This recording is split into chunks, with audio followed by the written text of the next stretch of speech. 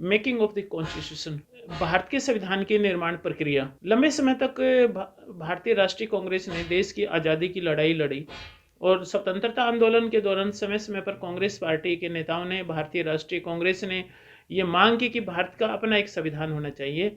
इसके लिए सबसे पहले 1934 में श्री एम एन रॉय, जो भारतीय साम्यवादी थे, उन्होंने भारत के लिए एक संविधान सभा की मांग की। 1935 में कांग्रेस पार्टी ने औपचारिक रूप से अपने अधिवेशन में भारत की ब्रिटिश गवर्नमेंट से ये मांग की कि भारत का एक अपना संविधान होना चाहिए, जो वयस्क मताधिकार के द्वारा जनता के चुने हुए प्रतिनिधियों के माध्यम से एक सभा बनाई जाए और वो भारत के संविधान का निर्माण करने का कार्य करे। 1938 में पंडित जवाहरलाल नेहरू ने घोषित किया कि जो भारत का जो भविष्य का संविधान होगा उसको वयस्क मताधिकार के आधार पर चुनी हुई एक संविधान सभा उसको बनाने का कार्य करेगी। इसी श्रृंखला में 1940 में जब द्वितीय विश्व युद्ध चल रहा था, उस समय ब्रिटिश गवर्नमेंट ने एक तरह से सैद्धांतिक रूप से इस बात को स्वीकार किया कि युद्ध के उपरांत भारत की एक संविधान सभा होगी जो भारत का संविधान बनाएगी। इसको अगस्त प्रस्ताव कहते हैं। यानी ब्रिटिश गवर्नमेंट ने उससे पहले कभी स्वीकार नहीं किया कि भारत की एक संविधान सभा होगी या संविधान निर्माण किया जाएगा। सबसे पहले 1940 के अगस्त प्रस्ताव के माध्यम से इस बात को स्वीकार किया गया कि भारत की एक संविधान सभा होगी जो द्वितीय विश्व युद्ध के बाद गठित की जाएगी। 1942 में भारत में आए स्टैफर्ड क्रिप्स का जो मिशन था, क्रिप्स मिशन, उसने ये घोषित किया, दोबारा से ये घोषित किया और ये स्वीकार किया कि भारत की एक संविधान सभा होगी। लेकिन मुस्लिम लीग ने उसको स्वीकार नहीं किया, क्योंकि मुस्लिम लीग का मानना था कि इसमें पाकिस्तान की मांग निहित नहीं है, इसलिए वो लागू नहीं हो सका। उसके बाद 1940 में भारत में ब्रिटिश कैबिनेट मिशन आया और कैबिनेट मिशन ने यह घोषित किया कि भारत की संविधान सभा का गठन किया जाएगा और इसी कैबिनेट मिशन की सिफारिश के अनुसार नवंबर 1946 में भारत की संविधान सभा का चुनाव, सदस्यों का चुनाव करवाया गया। भारत की संविधान सभा के सदस्यों का चुनाव करने के लिए प्रत्यक्ष मतदान के सिद्धांत को नहीं अपनाया गया, बल्कि भारत की संविधान सभा का जो चुनाव है वो अप्रत्यक्ष रूप से किया गया। इसमें जो कुल सदस्यों की जो संख्या घोषित की गई वो थी 389, कि भारत की संविधान सभा में कुल 389 सदस्य होंगे, जिसमें से 296 सदस्य ब्रिटिश भारत के होंगे। ब्रिटिश भारत यानी जिन क्षेत्रों पर ब्रिटिश गवर्नमेंट सीधे रूप से, प्रत्यक्ष रूप से शासन करती थी। कुछ क्षेत्र जो ऐसे थे जिन पर ब्रिटिश गवर्नमेंट अप्रत्यक्ष रूप से शासन करती थी, यानी उन क्षेत्रों पर जो नाम मात्र के लिए जो अधिकार है देशी राजाओं का, रियासतों का बना रहने दिया गया। तो 93 सीटें ऐसी थी जो देशी राजाओं के जो शासक थे उनके द्वारा मनोनयन से भरी जानी थी, और 286 जो ब्रिटिश भारत की जो सीटें थी उनमें से 292 सीटें जो 11 प्रांत थे, यानी गवर्नर्स के प्रांत, उनसे चुनी जानी थी, और जो चीफ कमिश्नर्स के जो 4 प्रांत थे उन सभी प्रांतों से एक एक सीटें, यानी 4 सीटें। इस प्रकार कुल 296 सीटें संविधान सभा के द्वारा चुनी जानी थी। देशी रियासतों को उनकी जनसंख्या के अनुपात में 10 लाख की सदस्य संख्या के ऊपर एक सीट दे दी गई, और जो रियासतें बहुत ही छोटी थी उनको 2-2, 3-3 रियासतों को मिलाकर उनको एक सीट दे दी गई। इसके अतिरिक्त जो संविधान सभा में धर्म के आधार पर भी सीटों का बंटवारा किया गया। मुस्लिम्स, सिख्स और सामान्य, यानी जो सिख और मुस्लिम्स नहीं है, बाकी सामान्य सीटें, उनके ऊपर कोई भी प्रतिनिधि चुनाव लड़ सकता था। यानी धर्म के आधार पर एक तरह से आरक्षण भारत की संविधान सभा के सदस्यों के चुनाव में किया गया। प्रत्येक जो समुदाय था राज्य की विधानसभा में, जो प्रत्येक समुदाय के जो सदस्य थे उन्होंने अपने समुदाय के सदस्यों का चुनाव किया। यानी मुस्लिम सदस्यों ने मुस्लिम्स प्रतिनिधियों का चुनाव करने का कार्य किया।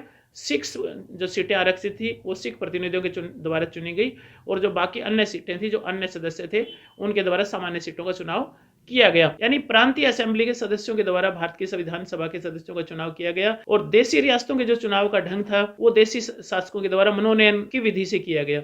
इस प्रकार जो भारत की जो संविधान सभा आंशिक रूप से चयनित थी, यानी इलेक्टेड थी, चुनाव जिनके सदस्यों का किया गया, आंशिक रूप से मनोनीत थी, यानी कुछ सदस्यों का चुनाव मनोनयन के द्वारा किया गया, और प्रत्यक्ष रूप से जनता ने भाग नहीं लिया। अधिकतर सदस्यों का, सभी सदस्यों का चुनाव अप्रत्यक्ष रूप से हुआ, यानी जनता ने विधानसभा के सदस्यों का चुनाव किया और विधानसभा के सदस्यों ने आगे संविधान सभा के सदस्यों का चुनाव किया।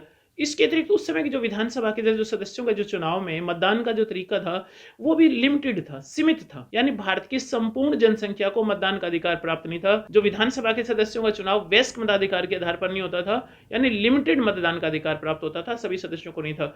तो इस प्रकार अप्रत्यक्ष और लिमिटेड चुनाव प्रणाली के द्वारा, सीमित जो मतदान की जो प्रणाली है उसके द्वारा संविधान सभा के सदस्यों का चुनाव किया गया। लेकिन इस सब के बावजूद जो भारत की जो संविधान सभा में भारत के सभी वर्गों के प्रतिनिधि शामिल थे, जिसमें हिंदू, मुस्लिम, सिख, ईसाई के साथ साथ अनुसूचित जाति, जनजाति, पिछड़ा वर्ग, महिलाओं के प्रतिनिधि, लगभग सभी वर्गों के प्रतिनिधि भारत की संविधान सभा में शामिल थे। महात्मा गांधी जी ने संविधान सभा के सदस्य के रूप में चुनाव नहीं लड़ा, इसलिए महात्मा गांधी जी संविधान सभा के सदस्य नहीं थे।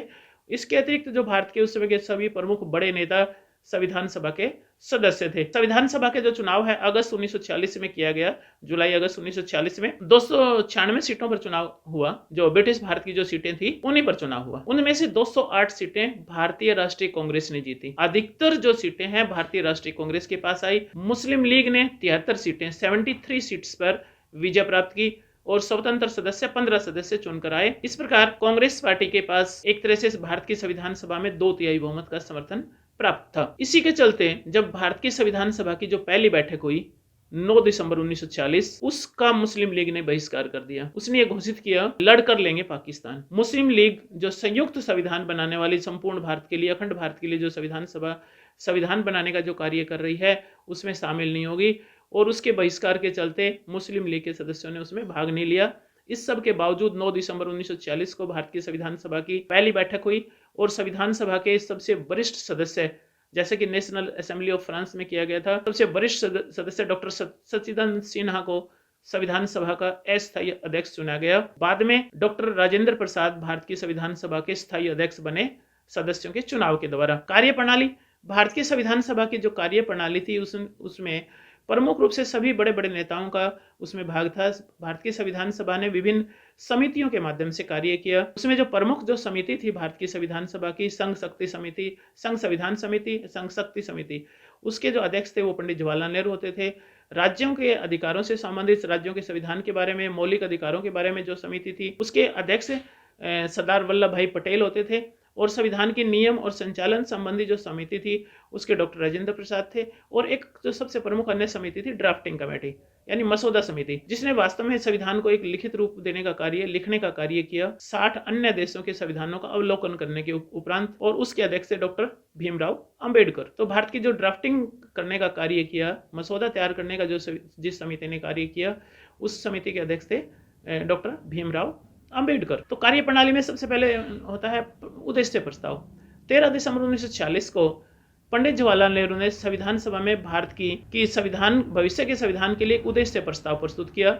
उसमें यह घोषित किया गया कि जो भविष्य का जो भारत का संविधान होगा, भारत एक जो संविधान सभा होगी वो एक स्वतंत्र और राष्ट्र का निर्माण करेगी, जिसमें जो सारी शक्तियां होंगी वो जनता के पास निहित होगी। और ये भारत की संविधान सभा ने ये घोषित किया कि जो आज से जो भारत की जो प्रभु सत्ता है वो जनता के हाथ में है, और जो संविधान सभा है भारत को एक संप्रभु गणराज्य घोषित करती है। और यह घोषणा करती है कि भारत के सभी नागरिकों को राजनीतिक, आर्थिक और सामाजिक न्याय दिया जाएगा, सभी का गरिमा और सम्मान के अवसर मिलेंगे, सभी को आगे बढ़ने के अवसर मिलेंगे, और देश को एक महान राष्ट्र बनाया जाएगा, जो दुनिया के जो अन्य राष्ट्र हैं उनमें अपना स्थान उसको दिलाया जाएगा। संघ, भारत में एक संघात्मक राज्य की स्थापना की जाएगी। संघ से संबंधित जो सभी शक्तियां हैं वो संघ की सरकार के पास होंगी, अन्य शक्तियां राज्यों के पास होंगी। और जो देशी रियासतें अपनी जो अधिकार और शक्तियां जो भारतीय संघ में शामिल होते हुए सौंपती हैं उनको संघीय सरकार को सौंपा जाएगा। और राज्य सूची के विषयों के ऊपर राज्य सरकारों को, देशी रियासतें के क्षेत्रों को जो सम्मिलन अन्य राज्यों में किए जाएंगे या उनको स्वतंत्र इकाई के रूप में, एक राज्य के रूप में रखा जाएगा, वो अपने अधिकारों का इस्तेमाल करेंगी। और इस प्रकार देश की एकता और अखंडता की रक्षा की जाएगी, अल्पसंख्यकों को अधिकार दिए जाएंगे। और जो उद्देश्य प्रस्ताव था उसको 22 जनवरी 1946 को भारत की संविधान सभा ने पास कर दिया। लेकिन जब स्वतंत्रता अधिनियम पास किया गया ब्रिटिश गवर्नमेंट के द्वारा, एक तरह से संविधान सभा की जो संरचना थी, परिस्थितियां थी, वो एक तरह उसमें बदलाव आया। उसके बाद से जो भारत की संविधान सभा एक तरह से संपूर्ण प्रभुत्व संपन्न बन गई। इसके साथ साथ वो भारत की विधायिका भी बन गई, क्योंकि माउंटबेटन जो प्रस्ताव के माध्यम से जो भारत की संविधान सभा का एक तरह से पुनर्गठन भी किया गया, क्योंकि उसमें एक तरह से पाकिस्तान की मांग को स्वीकार कर लिया गया और 14 अगस्त से पाकिस्तान एक अलग देश बना। इसलिए जो वो क्षेत्र जो पाकिस्तान में चले गए माउंटबेटन योजना के अनुसार, उन क्षेत्रों से चुने हुए सदस्य पाकिस्तान की संविधान सभा के सदस्य बन गए। और इस प्रकार संविधान सभा के सदस्यों की संख्या में बदलाव आया। संविधान सभा की जो सदस्यों की संख्या थी वो 389 से घटकर 299 हो गई। ब्रिटिश भारत के जो सदस्यों की संख्या 296 से 229 और जो देशी रियासतों के प्रतिनिधियों की संख्या 93 से 70 पर आ गई। इस प्रकार जो देश की स्वतंत्रता की घोषणा के बाद एक तरह से संविधान सभा में व्यापक रूप से बदलाव आया। अब भारत की जो संविधान सभा एक भारत की संसद के रूप में भी काम करने लगी। नहीं, भारत की संविधान सभा के रूप में कार्य करती थी, तो डॉक्टर राजेंद्र प्रसाद संविधान सभा के अध्यक्ष करते थे।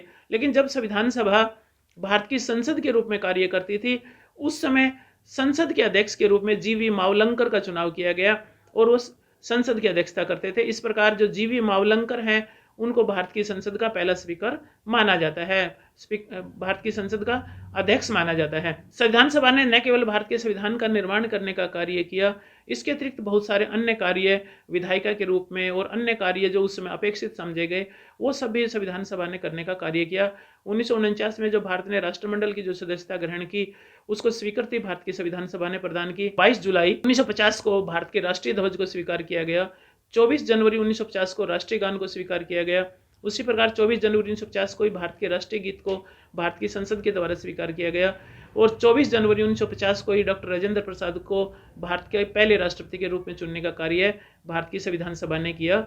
और जो 26 जनवरी 1950 से जब तक नई लोकसभा ने नए राष्ट्रपति का चुनाव नहीं किया, हालांकि पुनः डॉक्टर राजेंद्र प्रसाद को चुना गया, तब तक डॉक्टर राजेंद्र प्रसाद भारत के पहले राष्ट्रपति के रूप में कार्य करते रहे। इस प्रकार संविधान सभा जो भारत के संविधान निर्माण करने का कार्य कर रही थी, वो न केवल संविधान सभा के रूप में कार्य कर रही थी, बल्कि भारत की विधायिका के रूप में, भारत की संसद के रूप में भी कार्य कर रही थी। और इसके अतिरिक्त अन्य जो जिम्मेदारियां एक संप्रभु राष्ट्र के जो विधायिका के रूप में उसके सामने आई, उन सब को भी भारत की संविधान सभा ने पूरा करने का कार्य किया। और 2 साल 11 महीने और 18 दिन के समय में भारत की संविधान सभा ने भारत के संविधान बनाने का कार्य किया और उसे 26 नवंबर 1949 तक भारत के संविधान को तैयार कर लिया था और संविधान का एक बड़ा भाग 26 नवंबर 1949 को ही लागू कर दिया गया और बाकी जो भाग है वो 26 जनवरी 1950 से लागू किया गया। संविधान सभा की हालांकि अंतिम बैठक है वो 24 जनवरी को हुई, लेकिन जब भारत का संविधान अंतिम रूप से बनकर तैयार हो गया, भारत को 26 जनवरी को 1950 को गणतंत्र घोषित कर दिया गया और जब संविधान निर्माण का कार्य संपूर्ण हो गया, उसके बावजूद भी जो भारत की संविधान सभा थी, जब भारत के पहले आम चुनाव हुए 1951-52 में प्रथम लोकसभा के चुनाव, तब तक भारत की एक विधायिका के रूप में कार्य वो करती रही, भारत की अंतरिम संसद के रूप में कार्य करती रही और उस रूप में ही उसने भारत के संविधान में पहले संशोधन करने का भी कार्य किया। भारत के संविधान में 9वीं अनुसूची को भी उसी के द्वारा शामिल किया गया। इस प्रकार भारत की जो संविधान सभा थी, हालांकि उसको ब्रिटिश भारत के अंदर कैबिनेट मिशन के प्रस्ताव पर गठित किया गया, लेकिन आज़ादी के तुरंत बाद भारत की संविधान सभा ने घोषित कर दिया कि वो एक संपूर्ण प्रभुत्व संपन्न राष्ट्र के संविधान निर्माण का कार्य करती है। वो किसी भी रूप में, किसी भी तरह से ब्रिटिश सरकार के अधीन नहीं है और वो किसी भी रूप में ब्रिटिश गवर्नमेंट से कोई दिशा निर्देश प्राप्त नहीं करती है। उसकी जो समस्त शक्तियों का स्रोत है वो भारत की जनता है और भारत की जनता की ओर से भारत का संविधान निर्माण करने का कार्य वो कर रही है। Thank you.